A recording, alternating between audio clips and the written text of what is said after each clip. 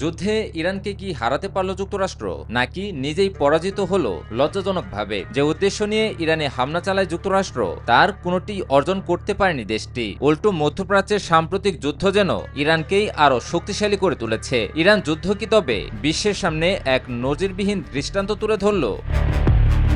Iran যুদ্ধ শুরু করার আগে যুক্তরাষ্ট্র ভেবেছিল ইরানে আচমকা অভিযান চালিয়ে দেশটিকে চমকে দিবে যুক্তরাষ্ট্র। তবে ইরান যেভাবে পাল্টা প্রতিক্রিয়া জানায় তা বিশ্বজুড়ে এক বিস্ময়কর নজির সৃষ্টি করে। যুক্তরাষ্ট্রের সকল আশাকে নিরাশায় পরিণত করে দেশটির বিরুদ্ধে অপ্রতিরোধ্য পাল্টা হামলা পরিচালনা করে ইরান। সম্প্রতি ইরানের ইসলামিক বিপ্লবী গার্ড বাহিনী বা আইআরজিসির ঊর্ধ্বতন কমান্ডার ব্রিগেডিয়ার জেনারেল ইয়াদুল্লাহ জাভানি বলেন, ইরানের বিরুদ্ধে সাম্প্রতিক যুদ্ধে কৌশলগতভাবে ব্যর্থ হয়েছে যুক্তরাষ্ট্র। তিনি জোর দিয়ে বলেন, যুক্তরাষ্ট্রের সামরিক শক্তি কখনো দৃঢ়প্রতিজ্ঞ ইরানি জাতিকে পরাজিত করতে পারবে না।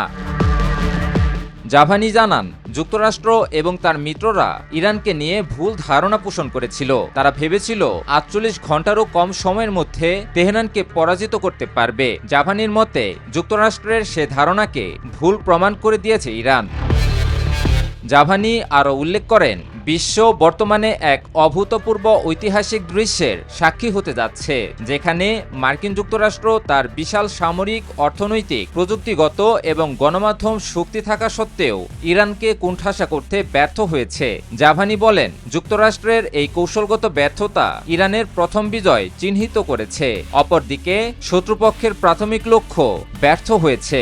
জাভানির মতে যুক্তরাষ্ট্রের দ্বিতীয় উদ্দেশ্য ছিল ইরানের শীর্ষ নেতৃত্বকে গুপ্ত হত্যার মাধ্যমে একটি অভ্যন্তরীণ পতন এবং ক্ষমতার শূন্যতা সৃষ্টি করা। এই পরিকল্পনার লক্ষ্য ছিল ইরানের বিভাজনের পথকে প্রশস্ত করা। কিন্তু যুক্তরাষ্ট্রের এই চক্রান্তকেও সম্পূর্ণ ব্যর্থ করে দিয়ে জাতীয় সংহতিকে আরও শক্তিশালী করতে সক্ষম হয় ইরান। দীর্ঘ ৪০ দিনের এক রক্তক্ষয়ী ও ধ্বংসাত্মক সংঘাতের পর অবশেষে পাকিস্তানের মধ্যস্থতায় ২ সপ্তাহের যুদ্ধবিরতিতে যেতে সম্মত হয় ইরান ও যুক্তরাষ্ট্র। ২ সপ্তাহের যুদ্ধবিরতি শেষেও অনির্দিষ্টকালের জন্য পুনরায় যুদ্ধবিরতি ঘোষণা করে যুক্তরাষ্ট্র। ২ দফা যুদ্ধবিরতি ঘোষণা হলেও যুক্তরাষ্ট্রের অতিরিক্ত দাবি এবং চলমান নৌ অবরোধের কারণে আলোচনা সুফল হচ্ছে না বলে জানান জাভানি।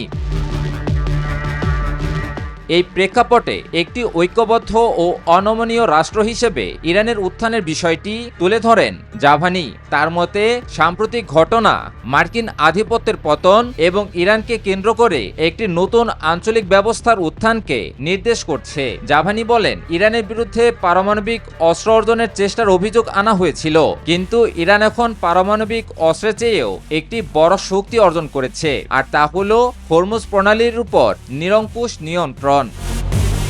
বিশেষজ্ঞদের মতে হরমুজ প্রণালীর উপর ইরানের একচ্ছত্র নিয়ন্ত্রণ যুদ্ধে ইরানকে ব্যাপক কৌশলগত সুবিধা প্রদান করেছে। একই সাথে শত্রুপক্ষের উপর চাপ বজায় রাখতেও সক্ষম হয়েছে দেশটি। ফলে ইরান যুক্তরাষ্ট্র সংঘাতে যুক্তরাষ্ট্রের জন্য এক ধরনের কৌশলগত পরাজয় হয়েছে, বিপরীতে ইরানের জন্য এক বিশাল বিজয় হয়েছে বলে স্বীকার করেছেন অনেক বিশেষজ্ঞরা। ইমন আলী, নিউজ 24।